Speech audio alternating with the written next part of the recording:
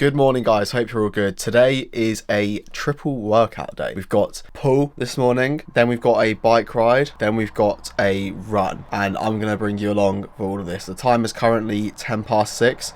I'm about to go and leave for the gym. In case this is the first video you watched of me, I like to get the gym out the way first thing because I like to prioritize running and cycling at the moment. So I will do that during the day when I have more energy, and so I'll train early in the morning. It gives me a good 7-ish hours between gym and endurance stuff, which is what you want. Let's smash this pool session. Oh, and just to show you what I had for my pre-workout meal, it was bagel and jam, 40 grams. I put 0.92 because that's the equivalent in my calorie thing. One of my bagels is 225. So that is the macros for the first meal there. Alright, so this is a lat-focused pull day. So there's going to be a lot of, obviously, lat-focused exercises. The first one is a lat-focused lat pull down. We're doing a wide grip on this and thinking about pulling our elbows down into our side. There's kind of two ways you can hit your lats. There's down the front this way and then on the side like this. So I really like doing this on lat pull down at the moment, as that's what we're doing. We're doing basically as many reps as I can, but we're aiming for slightly heavier rather than more reps. Next exercise, we've got single arm lat focused cable rows. The idea with this is to keep your elbow as close to your side as possible. That will target the lats a lot more. You're also, with your shoulder, you don't want to be pulling back with your shoulder. You want to keep your shoulder down so that you're not pulling with your upper back. And you think about pulling your elbow down into your pocket. We're doing 2 sets and slightly higher reps now. And this one, this is how you hit your lats from the front, like this. So because we did the wide grip lat pull down, we're going for our lats this way. And I hate the term finisher, but this is kind of what it is. We're doing more reps on this, just trying to get as much range of motion as possible to grow our lats here. And this is obviously cable rope pullover. We're aiming for somewhere between 10 and 15 reps. Again, you want to keep your shoulders fixed in place so you're not pulling with your shoulders backwards, and pull your elbow down into your side and keep them as close to you as possible. Next up, finishing off back, we have face pulls. Face pulls. This is for rear delts, upper back traps. I'm not going to lie, I was half-assing this. This is, don't copy this, but I would normally do rear delt flies on the reverse pec deck, but that was taken. So just doing this to burn out your rear delts. You're thinking about pulling back this time with your rear delts and then your elbows out, and then the cable's going to your face.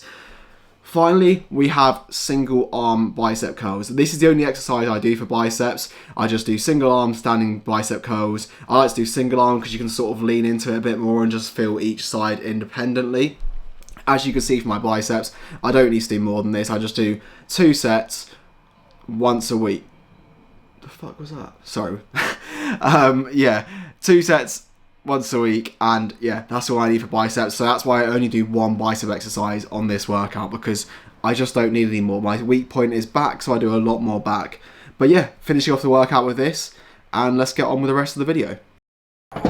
Right, we're back from the gym. I'm not going to lie to you guys, I don't want to eat my post-workout meal. It's kind of like, I've never been someone to struggle with eating before, but I'm eating so many calories right now that it's hard. So my post-workout meal is going to be some oats, and I'm going to have to start putting milk in it. Normally I put just boiling water, but I have to put milk in it. I've just realised you can barely see me. Anyway, I'm going to have a big bowl of oats, get fueled, because in about 6 hours maybe, go for a bike ride and a run. So yeah, first we need to make my food, and then I've got check-ins.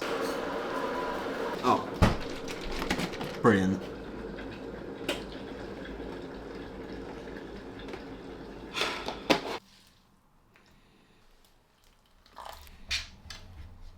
Now we've got creatine. I always put this in my oats. I actually like the texture that creatine gives to the oats. It's kind of like a crunchiness a little bit. So I always go between 10 and 15 grams. If it's a day that I'm not too tired, I'll go close to 10. If I'm tired, go 15. Had 12 today. There's a lot of research to show that you get benefits from 5 grams, which is kind of the recommended dose. That sounds weird to say for creatine, but that is the recommended dose. However, there's also been a lot of research to show that actually up to like 20 grams is the most beneficial for going into your brain, which has a lot of cognitive benefits. So I think, but I might be wrong, but I believe what happens is creatine goes to your muscles first, and then once that's saturated, it'll then go to your brain, and then you start getting the cognitive benefits. And I think you need above 10 grams ish, depending on your muscle mass, to go into the brain. So I'll just go for above 10. And then we're going to go for 30 grams of chocolate brownie batter protein. Do you guys make your oats when you use milk in the microwave? Because I do it in the microwave. My mum puts it in a saucepan and then like heats it up, but that just takes so long. Now for some extra carbs, we go with honey. So we're gonna go for 30 grams. Final step is banana. I am chopping it with a spoon. And there we go. We have plenty of protein, plenty of carbs, and minimal fats and fibre. Definitely, there's a bit of fibre in the banana and oats and stuff, but minimal fat and fibre, especially minimal fat. So, perfect post-workout meal. I'm about to deliver my check-ins. As you can see, got my monster locked and loaded. I wanted to give you guys a message about a little mindset shift. I'm actually about to give this guy the same message. He's going to watch this. He knows who he is. So, shout out to you. But when you have a goal with the gym, you don't have to sacrifice things in life to get in shape and get stronger and everything like that. Like there's this kind of message online that you need to make tons of sacrifice and you can't do the things you want to do if the goals you have physique wise and strength wise and lifestyle wise are important to you. But the gym takes up such a small part of the day. You eat food anyway. You can absolutely have it both ways. Of course, if you're going out drinking multiple times a week, or really even heavily once a week, that is going to impact your goals and your results. I've also chose to fucking film as about a million cars go past. I'm sorry, but we're going to carry on. So, of course, drinking and that will impact your goals. But if you want to go out to the pub and have a drink, or you want to do these events, just plan these ahead of time so that you can actually get your gym sessions in and get your food in when, like, around that. Say in this guy's case, he has a bench PR that he needs to hit at the weekend, okay? And originally his session was planned for Sunday, but then there was like a night out planned or whatever for Saturday night. Of course, go on the night out, but get the session done on Saturday instead, because that way the alcohol won't affect your session on Sunday. And if you go for it on, like, if it's a PR after a night out, 9 times out of 10 it's not going to happen. So it's really important that you just plan these things ahead of time. Just every Monday, look what you've got going on for the rest of the week and factor in your goals and make decisions around that. You don't have to sacrifice your life to get in shape and get strong. You just have to plan, which is where so many people fall apart, because for some reason people can't fucking plan. But anyway, rant over, it's check-in time. Right guys, so I've finished my check-ins now. A big mindset shift that I want you to make, because this was actually something that popped up in one of my check-ins. We're humans, right? We're not fucking robots. You're not gonna lose weight at the same rate every single day, and some people just work differently. Some people will hold on to weight for a good few days and then suddenly have a massive drop. I mean, this guy, I've literally just done his check-in. He's lost 15 kg, so he knows the process now, and still, which is not his fault, but he's still getting caught with the mindset of, oh my god, my weight's been the same for 4 days and it's not going down, is this even working? And then suddenly he loses a kilogram. So some people like that. It can be to multiple things, you know. Maybe you've had a period where you've had more stress and so you've held on to your weight for longer, and so then the stress goes and you suddenly drop more weight, because obviously having higher cortisol causes your body to, you know, hold on to the weight it has, but then that stress will go and you lose the weight. So you have to realize that we're not robots, we're humans, and trust the process, because if it's continued to work for the last 15 kg, it's going to continue to work. Just don't let your emotions get the better of you when it comes to weight loss, because that's how people fall off. They let these things get the better of them, and you have to think about your inputs. Are you consistently putting in the work? Are you consistently doing all the right inputs? If yes, then trust that you're going to continue to lose weight. And obviously, if you are doing that and you don't lose weight after, you know, a couple of weeks, then you make a change. But don't panic when you have these periods of stalling with your weight, because it will continue to come off, and some people just fluctuate a bit more than others. You guys are never going to guess what. It's time for some more food. I know, can you believe it? Yeah, we're constantly eating nowadays. I've realised I am borderline under eating, so we're getting more food in. This is going to be my it's almost 11 o'clock, so this is my third meal, but it's potentially going to be my second to last meal before cycling and running. So having a more fatty-ish meal right now because I don't need the carbs until my workout, so it's okay for it to digest a bit slower. We have, in fact, I'll talk you through it. First things first, we have 200 grams of yogurt. And of course, it's 0% fat because we ain't fat. We want the protein. Not that you're fat if you have, you know what, who cares. I don't know what it is at the moment, but I'm just feeling locked in. Like, I wouldn't say I feel like more positive or better than usual. I just feel more locked in. I'm also going to have more than 200 grams because there's a bit extra. Also, this is something that I've learned to be a bit more flexible with. Now that, obviously, I can be more flexible with calories, I tend to not be so exact. So, like, right now, for example, I'm having, 240 grams because there was just a bit extra left in the pot. So I'm just being a bit more flexible nowadays. What the fuck was I saying? Yeah, I've actually completely forgotten what I was about to say. So don't worry about it, I guess. Next up, peanut butter. So I see people a lot, they'll have peanut butter before a workout. I literally saw this fitness influencer. Well, he's not a fitness influencer, he's like a day in the life guy. I saw him put on his story about how he has a massive spoon of peanut butter before his workout because he's trying to gain weight. Guys, if anyone tells you to have peanut butter before a workout, do not fucking listen to them. The amount of fat in peanut butter, it is good for you. And if you want to gain weight, it's quite a good thing to have because it is quite calorie dense, but not before a workout. You don't want loads of fat before a workout. This is like a terrible pre-workout food because it takes so long to digest that it will still be sat in your stomach when you're working out. You're not using it as fuel. You want carbs. You want fast digesting carbs, not peanut butter. Well, before a workout. And actually, hopefully from watching my videos, you learn a lot about nutrition because I think that's where a lot of people slip up. And the reason people slip up is because they don't realise that not all calories are the same. Like, yes, okay, at maybe like an atomic level or whatever, subatomic, I don't know, then maybe they are the same. But in terms of how food is processed in your gut and how you use it for energy and all that stuff, it's not all the same. So you need to be selective with when and what you eat. And you'd be surprised, especially if you're doing more endurance stuff, how much difference being precise with your macros in terms of carbs, fats, proteins makes during your training. Next up, that was carrot cake protein, by the way. It's so good. Next up, we have blueberries. We have 100 grams of blueberries. I used to just leave it there, but we need more carbs now. So we have honey hoops. They're from Sainsbury's. They're pretty good. They're pretty cheap. So cereal is actually a great way of getting extra carbs in. 25 grams. And here we go. This is the meal we are working with. Absolutely banging, mate. You would think after 5 years of lifting, working for my dream physique. Right, bit of a rogue shout, but I'm gonna have a bath. It's 20 past 11. I'm actually a bit sore.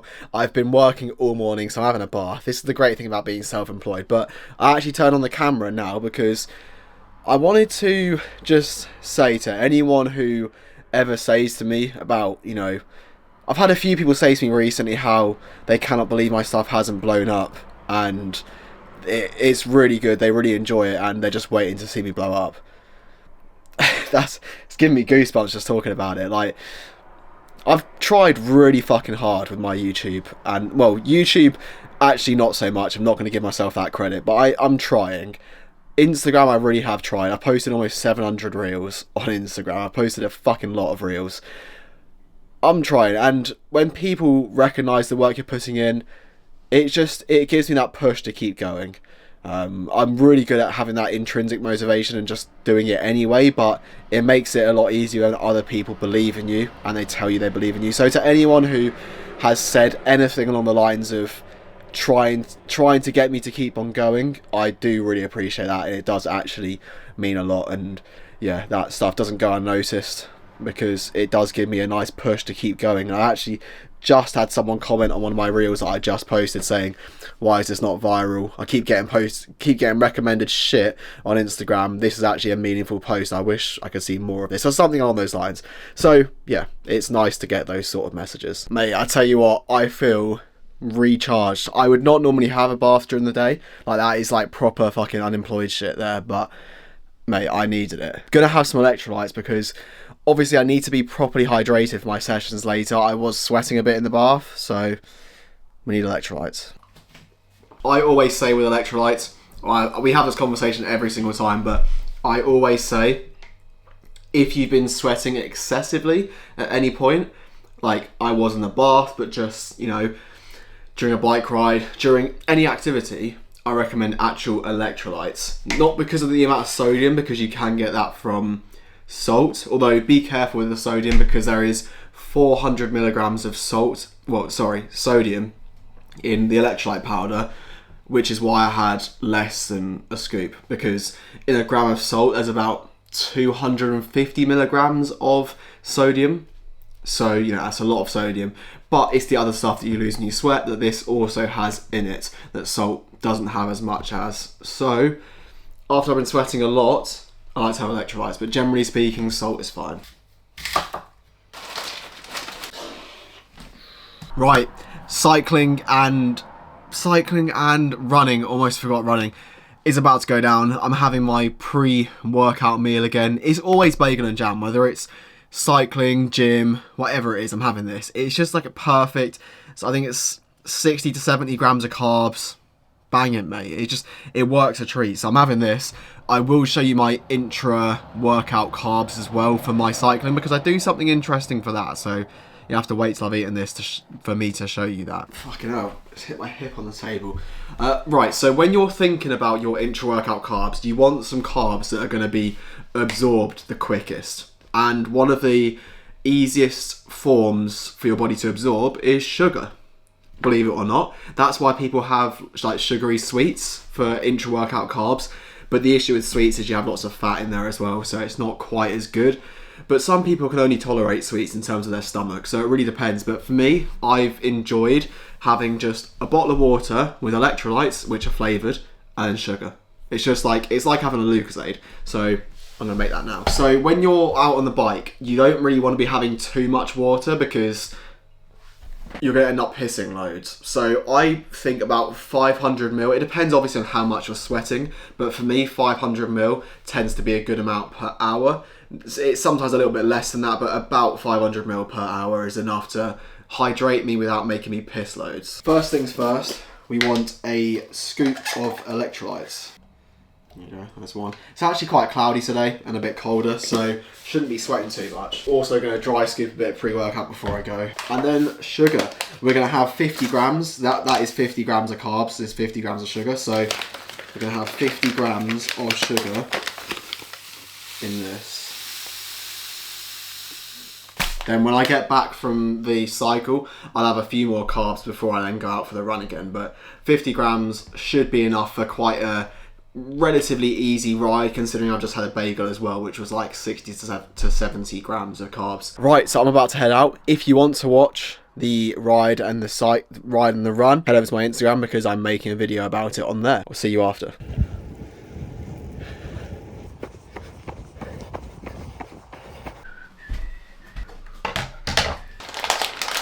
Guys, that's both the workouts done. So happy with that. I'm obviously eating my post-workout meal right now. We've got 200 grams of rice, 200 grams of chicken, honey, Greek yogurt, all that stuff. So yeah, we did 25k on the bike and then a 5k run back to back. And mate, I'm so happy. It's my second fastest 5k. I don't know if I put any clips in already, but second fastest 5k and then just a normal 25k bike ride, but I'm so fucking happy. But now it means that's probably 1,000 calories that I burnt there, so I'm gonna have to eat like well over 4,000 calories today. It's probably not gonna happen, I'll be real. I've got intervals tomorrow morning as well, so it could be fucked, but I am, yeah, pretty knackered now. But considering in January I couldn't even run 1k, and I've just done that back to back, I'm absolutely just Yeah, so proud of myself. Alright, I'm freshened up. I'm about to go and cook my second to last meal. Let me give you some of my thoughts in terms of whether I think you should be training this much, because today obviously trained 3 times, and how I'm feeling off the back of it. First of all, should you do this? Probably not. In fact, I would say definitely not. I probably shouldn't do it, to be honest. I just love doing it. So I just love the fucking game of all of this stuff, so I did it. I think you could try it. I definitely, if I was going to do it again, well, today, actually I was fine, but I would advise that you don't go all out. Like, the gym session, fine, whatever. Definitely split your strength session in the gym up with the endurance stuff, because I don't know if I mentioned it in this video already, but those two, fucking hell, training in the gym relies on your mTOR system, which basically triggers muscle protein synthesis, but then the endurance stuff relies on the AMPK, which is like your endurance adaptation, and those two systems fight each other, and AMPK can inhibit mTOR, and so it means that if you're doing endurance stuff straight after strength training, when your body's trying to repair and grow new muscle, then you're potentially inhibiting your strength gains. And obviously we still want to get, you know, absolutely huge. We just want to be fit as well. So I would definitely split these up. Don't go to the gym, then do an hour bike ride, then a half an hour run. That's a terrible idea. Just do what I did, and if anything, go lighter than I did. Do an hour bike ride that's super easy, and then a run that's super easy. That's the best way to do things. But my thoughts personally, I did find that when I started the run, my CNS felt like primed, as in I felt like I could run at not full speed, but like at the pace I wanted to straight away. Heart rate went up high, but that's because I was still recovering. But yeah, CNS wise and like legs wise as well, I did some like pogos and stuff to warm up. If you watch my previous video, I think it was in my previous video, I'm doing like plyometric stuff, so I did some of that stuff to warm up to help prevent shin splints and any injuries and stuff. My legs actually felt really good today, which is amazing. So yeah, I think the bike kind of primed my CNS. And did it make the run harder? I don't know. I would say maybe not. When I got home from the bike ride, I had a carb gel as well, which had about 20 grams of carbs in, so I had that plus the 40 or 50 grams in my drink during the bike ride. And I definitely would, like I did, have some extra carbs in between. But will I do this again? Yeah, I would like to do this maybe once a week. I think it's actually just, there's no real kind of performance benefit for me in terms of like, oh, I'm doing this to prep for an Ironman, because I'm not, but just it's a bit of fun, so why not?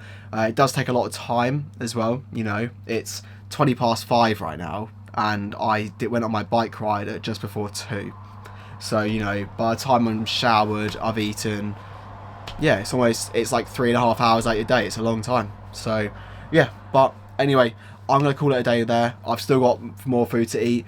I checked my calories and all of that. Currently, including my last meal, well, my next meal, we're on 3,600 calories, 540 grams of carbs, 218 protein, and 60 something fat. I'm going to try and push that above 4,000 calories today. Try and not eat any more protein and fat, and just get over probably 600 carbs. Reason being is, yes, I've burnt about 1,000 calories on the bike ride and the run, but more so because I'm actually waking up at 4:30 tomorrow and doing intervals on the bike with my friend, so I need to be like almost carb loading for that. So I need to recover from my training sessions today and then get ready for that. So a lot of food today. I don't eat like this every day, but yeah, you know, you got to fuel your body, and so don't be afraid of carbs when you're doing a lot of endurance training. You just have to be smart so you don't overeat. Weigh yourself every day so you know what effect that food is having on your body weight. But look, if you want to watch another video from me, I will put one here. If you are interested in getting fit, getting in shape, I have a link below for my online coaching. But yeah, hope you've enjoyed, and I hope that I will see you in the next video.